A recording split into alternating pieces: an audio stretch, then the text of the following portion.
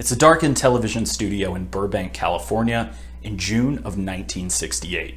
Present in the studio is the NBC Orchestra, musicians, and TV executives, and a 33-year-old Elvis Presley, all convening to arrange and record a television Christmas special entitled Singer Presents Elvis. After 8 full years of Elvis becoming increasingly burnt out by working on awful, low-budget romantic comedy movie musicals, Frankie, I beg you, don't shoot me. Elvis is excited to be there and even enjoying working the 10, 12, and 14-hour days in preparation of taping. But there's one aspect of the show that he doesn't like: the closing number. The special is supposed to end with Elvis singing "I'll Be Home for Christmas," but Elvis finds that boring. In fact, the director of the special, Steve Binder, he doesn't like it either. Nor does the vocal arranger, Earl Brown. Aggravated by the assassination of Martin Luther King and Bobby Kennedy in the months prior, Elvis is thinking he should end the special with some kind of speech, trying to promote brotherhood and unity, but is coming up short with how to phrase it. Steve Binder's looking around the studio and getting an idea, though.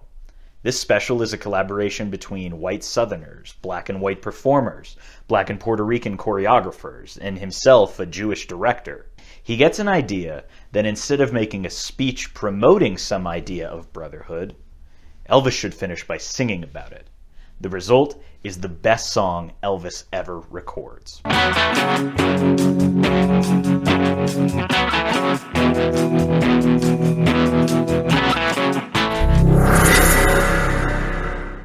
Hi, I'm Jake. And I'm Dan, and we're both public high school teachers and big Elvis fans. We'd like to tell you the story of Elvis's best song and try to answer the question that every Elvis fan needs to reckon with. Was Elvis racist? The answer's not a simple one, but we would argue there is a yes or no answer to that question. So let's go back to that studio in Burbank, California in 1968.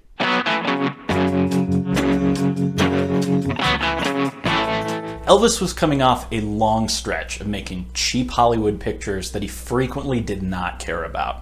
It's easy to see why, because most of them are honestly hot garbage. Frankie, I beg you, don't shoot me. For the first 8 years of the 1960s, he just didn't perform live, and he was actually nervous about whether or not he could do it again. Part of this new Christmas special involved Elvis sitting in around with some old friends and old bandmates, playing old songs and goofing around to a crowd of about 100 people. But right before he was required to go out on stage to film the first of these 2 black leather sit-down shows, he confided in director Steve Binder that he just didn't think he could do it. Binder gave him some encouragement, and Elvis absolutely crushed it. It was his first step in regaining some of the confidence that he had long been lacking. A lot of this struggle involving his confidence and his creative direction came from the fact that he had just no control over where his career was headed.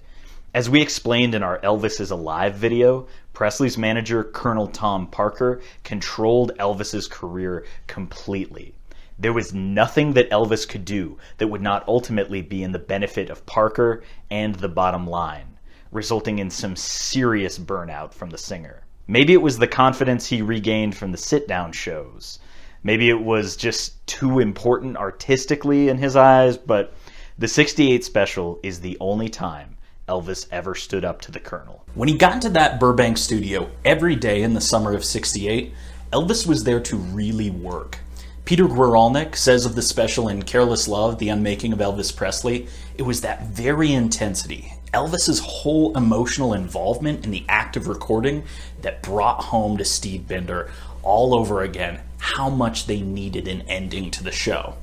To get this kind of passionate commitment out of him, and then to end with "I'll Be Home for Christmas," would not only be a mistake, but it would be an aesthetic crime.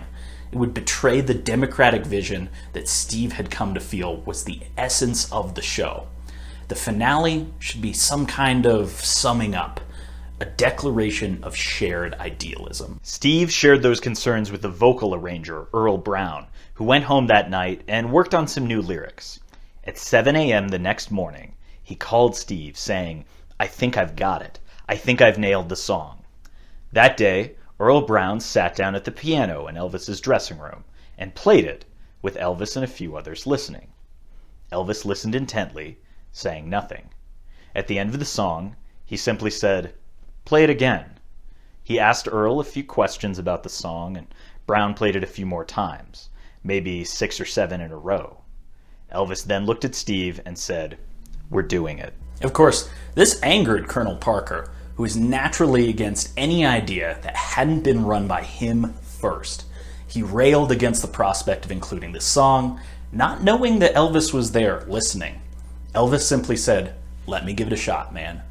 Parker acquiesced, and in a very Tom Parker way, immediately set himself about making sure he had the publishing rights to the song. The song is titled "If I Can Dream," and it's a plea for brotherhood. It feels a little provincial now, but it is heart-achingly sincere. It paraphrases Dr. King and dreams of a better land where all my brothers walk hand in hand, and asks why a dream like that can't come true. Our favorite part is the 3rd verse, where Elvis describes a beckoning candle out in the dark that he's reaching for and has to pursue as long as he's able. Cheesy? Probably. But on my worst days, it's a song that can really lift me up. When the song comes on at the end of the special, Elvis is clad in a white double-breasted suit and a red ascot, in front of the red dot lettering that spells out his name. It starts out calmly, with Elvis accompanied by trumpets and bells, but as the song goes on, the emotion and performance continue to swell. It's not a gospel song, but Elvis does it like one, reaching out before him to the beckoning candle in the dark, visibly sweating as he leans into every note. At the end, he sways backward and forth like a pastor, beckoning his congregation to get on their feet and begging for this dream to come true. After recording it, Earl Brown noticed tears running down some of the cheeks of the backing vocalists. Elvis, too, was moved, saying to Binder, "I'll never sing another song I don't believe in. I'm never going to make another movie I don't believe in." From our perspective, it was the last time Elvis was truly on top before a sharp artistic decline, not to mention the decline in his health in the 70s. This is a song that I just recorded, and it's an old song called Unchained Melody. At the very least, it was an incredibly good, affecting performance. So after all this waxing sentimental about Elvis and his paraphrasing of civil rights icons and the whole brotherhood thing, it's clear Elvis wasn't racist. Right? Not quite.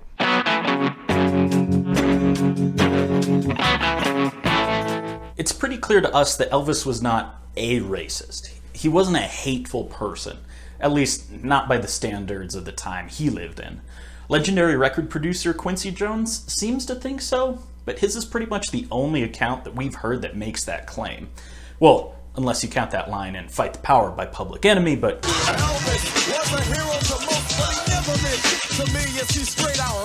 we'll come back to that later. Elvis is almost the anti-Abraham Lincoln. While Lincoln personally held racist views, but his administration's work ultimately increased racial equality, Elvis did not hold racist views, and unfortunately did contribute to furthering racist structures by enriching himself on the work of black artists. Elvis grew up as a poor kid in the American South and was surrounded by black culture. He allegedly learned his controversial hip-shaking moves from black churches in his hometown of Tupelo, Mississippi. Furthermore, Elvis pushed for the inclusion of black musicians in his live backing bands. In the '68 special, he fought for the black vocal group The Blossoms to sing with him. And during his Las Vegas residency shortly after the '68 special aired, he pushed for the Sweet Inspirations to back him vocally, even though showbiz people in Vegas thought that the overwhelmingly white crowds wouldn't like it. Elvis was friends with a lot of black artists, like singer Roy Hamilton, and he idolized a lot of black musicians. He felt that it was Fats Domino that deserved the title of King of Rock and Roll and not himself. So how could Elvis have been racist? Well, if your only definition of racism is a person doing purposeful, mean-spirited things to another person because of their race, he wasn't. But if that's your definition of racism, I don't know if we're going to agree from here on out. Elvis built his career, his image, and his fortune on the art and work of black artists. He got rich. He got famous. He completely eclipsed the work of black artists who he recorded. And that is certainly an effective racism that Elvis, consciously or not, helped further. Let's pause for just a second. I can see the comments now framing this video as a hit piece from two members of the woke mob looking to disparage Elvis. Look, we love Elvis. We find his story as compelling as it is bizarre. We're not discussing this in spite of Elvis, but because it gives us a much more complete understanding of his music. It's okay, good even, to be critical of the things you like. The same way that films sometimes undergo a critical reevaluation and we end up understanding lost classics in a new way, we should take a second look at Elvis's body of work and those who influenced him.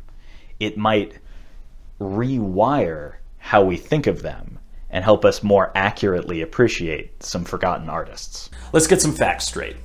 Elvis did not write his own music. He received 3 songwriting credits in his lifetime, but those were more or less just courtesies extended to Elvis by the actual songwriters. Elvis even sort of bristled at receiving those credits, sheepishly saying that they made him look smarter than he actually was. Back in 1954, Elvis's first hit was a cover of the song That's All Right Mama by a Mississippi blues artist named Arthur Big Boy Crudup. Well, that's all right, mama. That's all right for you. And 67 years later, outside of dedicated blues circles, Arthur Crudup seems to only come up in music history as a footnote to Elvis's career.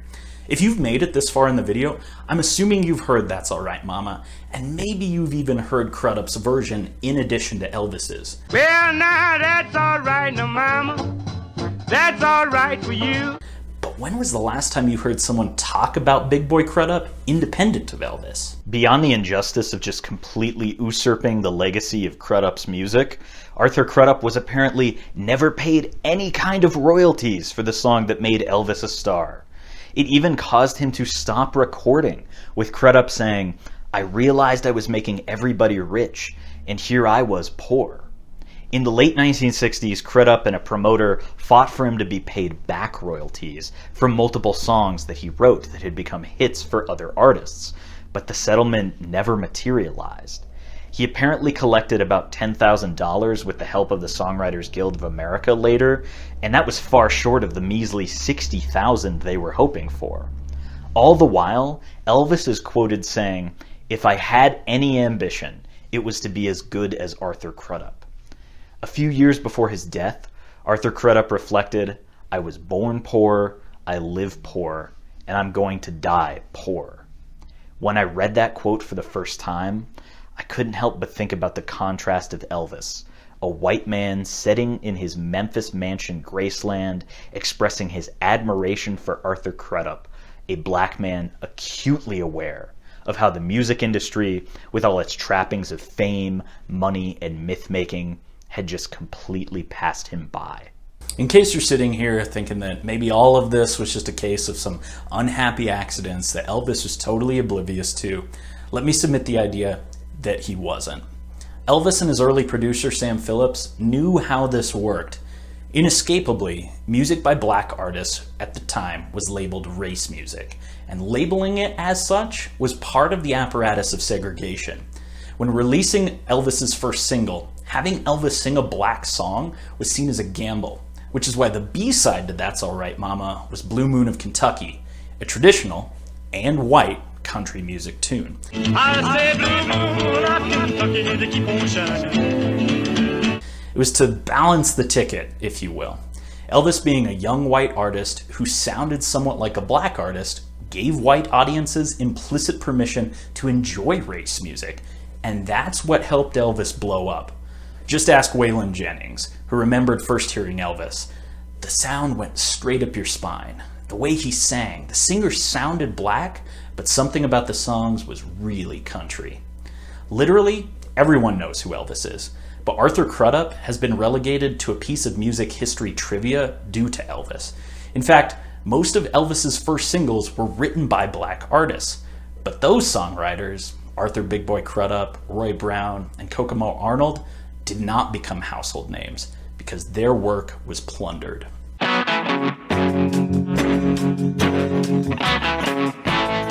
I've tried to read almost everything that author Ta-Nehisi Coates has ever written. His nonfiction work in The Atlantic, his novels, and his comic books are all deeply compelling to me. In his piece, The Case for Reparations, Coates lays out a concept that is very relevant for Elvis. Plunder. Plunder, Coates asserts, is the condition of black labor and black culture in America.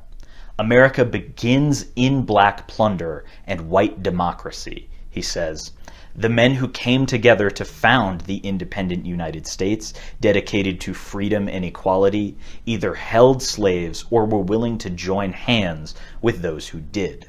Coates draws a through line from 1619 to the very present, describing enslaved Africans plundered of their bodies, plundered of their families, and plundered of their labor. Throughout chattel slavery, throughout the Civil War, and the Jim Crow South, to the reparations arguments of today. Plundering the labor and the art of black artists is exactly what Elvis did. I don't think it was intentional at all. It's hard to imagine a young Elvis maliciously trying to steal from black artists and not give them their due, but taking from those artists is what happened. Not getting their due was what happened. To ignore that fact, to paraphrase Coates here, is to whisk it away. To ignore the fact that one of the oldest republics in the world was erected on a foundation of white supremacy is to cover the sin of national plunder with the sin of national lying. We actually don't hold the fact that Elvis didn't write his own music against him.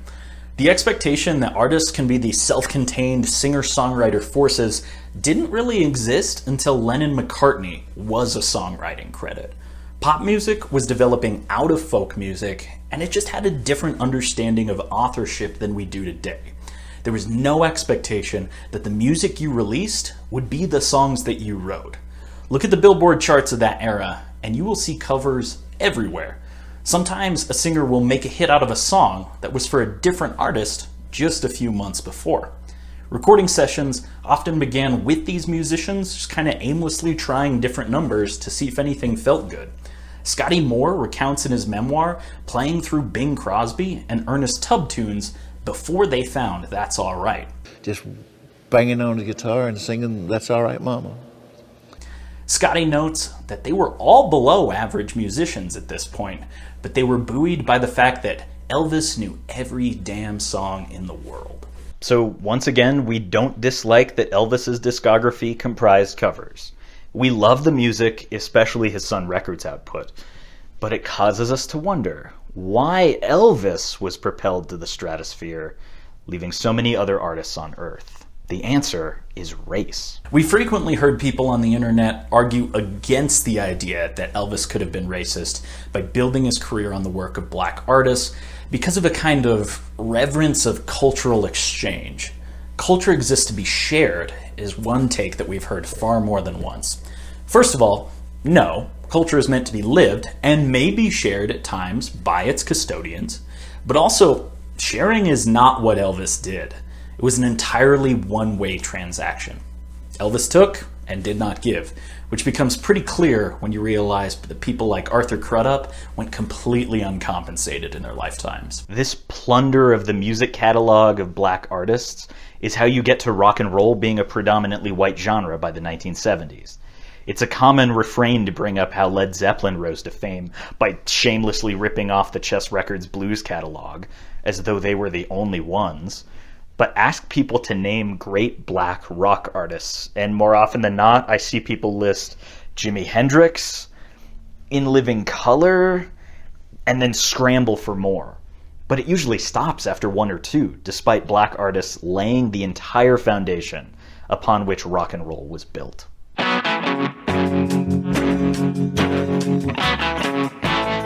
Okay, let's bring up a sore subject. In our video on Elvis death conspiracies, we made the claim that Elvis does not deserve the title of King of Rock and Roll, and that honor would be better bestowed onto Mr. Chuck Berry.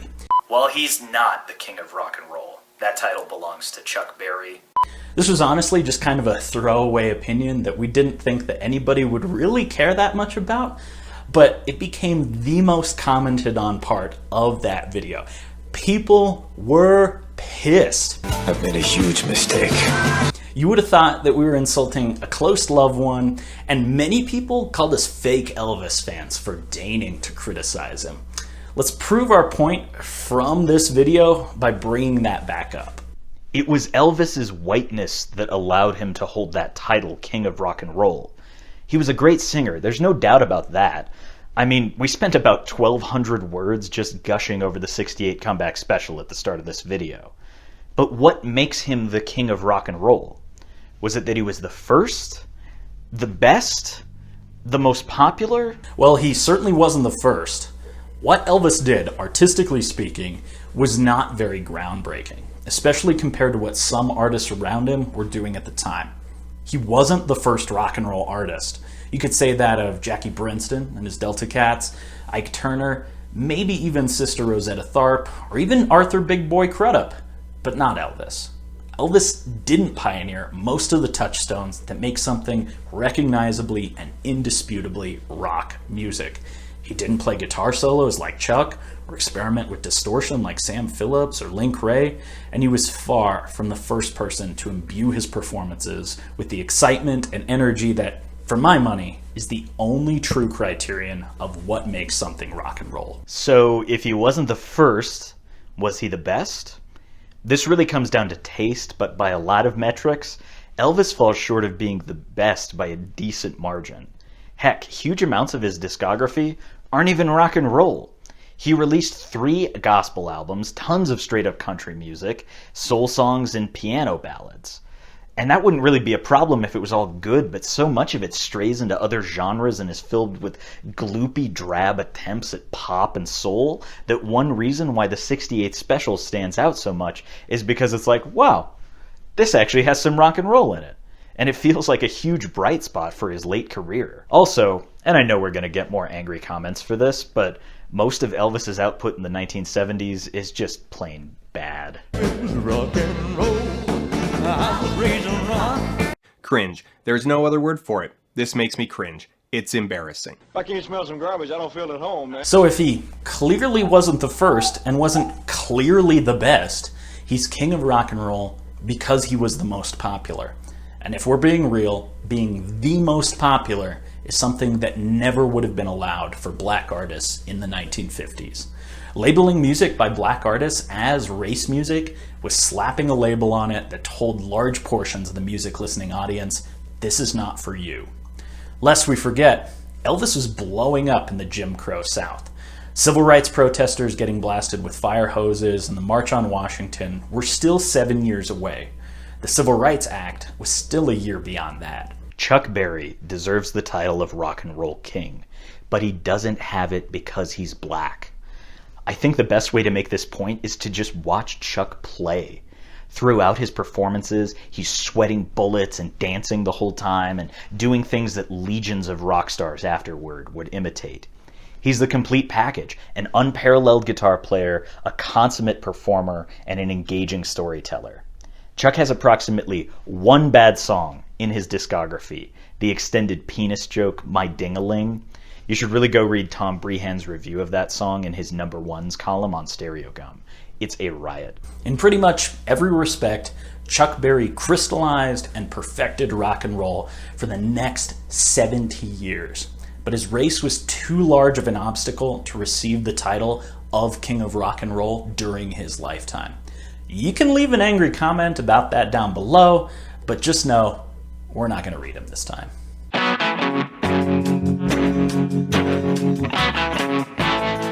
The cultural apparatus that propelled Elvis to stardom in place of countless black artists was racism. Elvis was a genuinely interesting guy, and of course a great performer, and songs like If I Can Dream are very well-meaning. But we can't simply bury our heads in the sand and say that if the music's good, that's all that should matter, when the history is much more checkered and frankly more interesting than that perspective allows. One of the things we want to convey most strongly in many of our videos is that a lot of bad things happen due to existing systems and structures, not just bad individuals. So if you take anything away from this, don't let it be a disdain for Elvis the person, but rather a recognition that race was a factor baked into the recording industry and was inextricably linked to the fates of those who became stars and those who faded away. Remember Public Enemy calling Elvis a racist?